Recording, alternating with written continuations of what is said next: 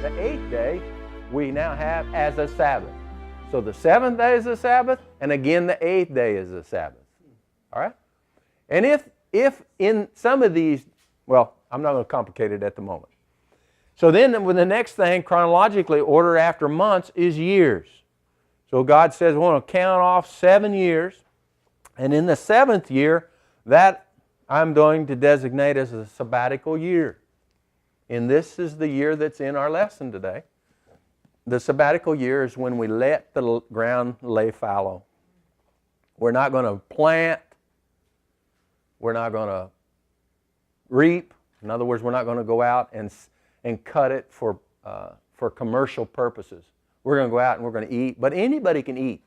If I had 100 acres back then, and I grew 100 acres of something, then this year, the 7th year, anybody could come into my field and take out of my field for their own use.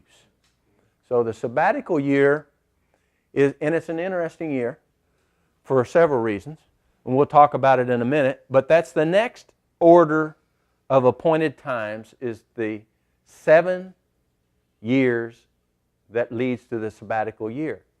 Now the 7th year, sabbatical year, is the year that I just, on my board here, I don't know if I did it on the drawing or not, illustration, you might want to write it there.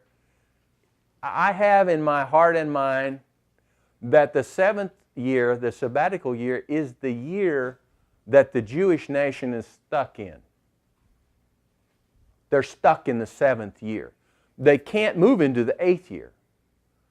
They can't move into the year of Jubilee because of the regulations that refer to the 8th day or the year of Jubilee or the 50th year. They can't. So they're stuck. Today, they're stuck in the 7th year, the sabbatical year. But also, along with the Jews, carnal Christians are caught and stuck in the 7th year. Hopefully I'll bring that out in the lesson. I don't really know that if I do or not, but I don't have time to teach it right at the moment. Hopefully I'll touch on it in the lesson. Now, in chronological order, so in this sabbatic years, there's actually, on the 8th, there's no 8th, except, there's no 8th day Sabbath, except when you go to the 7 sevens years that the Lord said to count off, 7 sevens of years. In other words, instead of the 49 days of the Omer, you have 49 years of years. And then you have, just as you did with Shavuot and Pentecost, that 50th day, which is called the year of Jubilee. So in the year of years, in the 7 sets of years, we have, as we did in Shavuot, we have the 8th day, or the 8th year, which is also the 50th year, which is also what? The first year.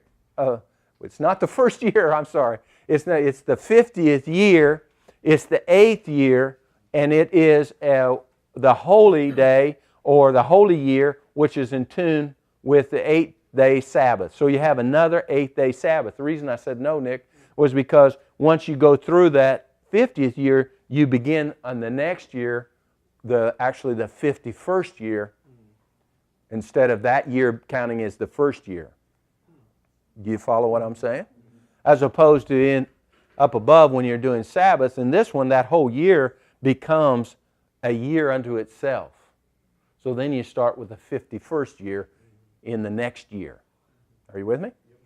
All right. And then finally, we have the 7 1,000-year period in God's chronological order.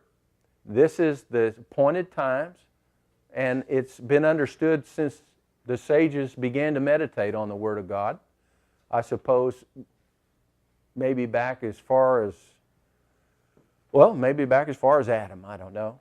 But it has been understood for years and years and years that God's chronological order for this arena as we know it, this dispensation, this world as we know it, it is in God's timing to be 7 1,000-year periods. So we have the 6,000 years that equate to the 6 days of creation. All of these sixes. And at the end of the 6,000 year begins the 7th Sabbath day 1,000 year period called the millennium. Are you still with me? So we had the first day through the 6th, and we have the first 1,000 years through the 6,000 years, and then we culminated those 6 years with a ceasing blessing, which entered into the 7th day that equates down to the 7th 1,000 year period, which is called the millennium. So we'll have what's called the Lord's rest, right? Shabbat, 1,000 year Shabbat, millennium, reflected here in the last 7.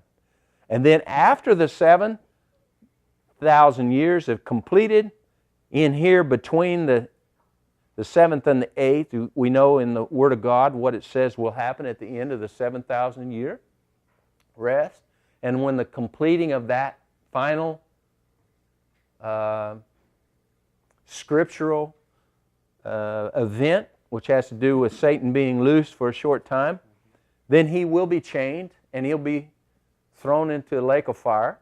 And then the 8th day begins. An 8th day meaning new beginnings. It's the world that will be. You know, as 2 Peter 3 talks about the world that was, the world that is, and the world that will be. The 8 always means new beginnings. So that 8th day speaks of a Sabbath from there on. A Shabbat from then on. Where there's no more tears, no more sorrow, no more of this what we have here in this world. A total sanctifying, a total doing away with. So this in general terms, this is God's plan. And He introduces in our lessons today the understanding for the sabbatical year and the year of Jubilee.